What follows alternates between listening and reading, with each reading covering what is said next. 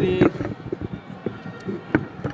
tunakubaliana kwamba tulikuwa timu ya pili uwanjani, so tumefanya vizuri katika mpango ambao tulikuwa nao kwenye dakika 45.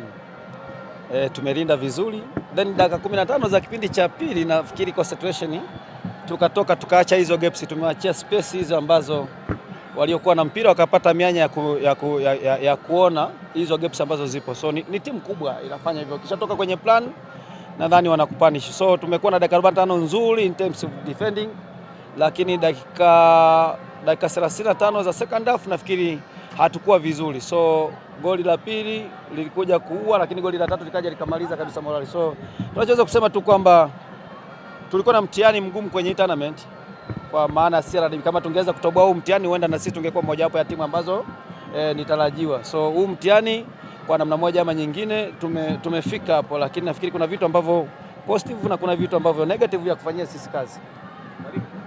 Nadhani ni pia tunajibaki kwenye mindset za wachezaji hasa kipindi cha pili, kama uliotoai baadhi ya kwa maana ulibadilisha mbinu na bado haikufanikiwa. Unabaki kwenye mindset za wachezaji ama pia kwenye upande wa mbinu zaidi? No, ninachoweza kusema ni kwamba kilichotumika sana kwenye mechi ukianalyze vizuri ni kwamba wachezaji wametumia nishati nyingi sana.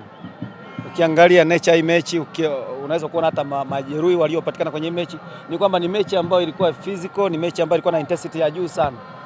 So si swala la tactical, kwa sababu kwenye tactical tulibaki vile vile, lakini kwa sababu nishati inapopungua maana yake yale majukumu uliopewa hauwezi kuyatekeleza. Kwa hiyo ni kitu ambacho unaweza kuona kwamba tukutana na timu katika level ya utimamu ilikuwa iko juu zaidi, na level ya ubora wa mtu mmoja mmoja ilikuwa iko juu zaidi. So ni kitu ambacho sisi tunakijua kwamba tumekutana na mpinzani wa aina gani. Sasa mwalimu, kwenye mchezo wa leo tumeona sababu zote tatu wachezaji wameumia, ndio wamefanya mabadiliko, pengine imechangia licha ambacho kimetokea. Kuna sababu ambazo unalazimishwa. Kwa mfano sababu kama mbili hivi tumekuwa forced kuzifanya, haikuwa plan yetu.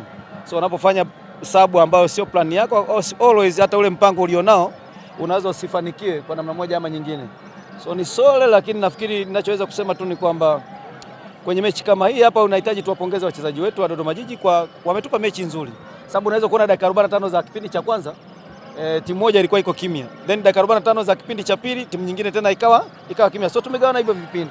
So naweza kuwapongeza kwa effort ambayo wameiweka, na kisha tuwapongeze Simba kwa kufanya vizuri kwenye mechi hii.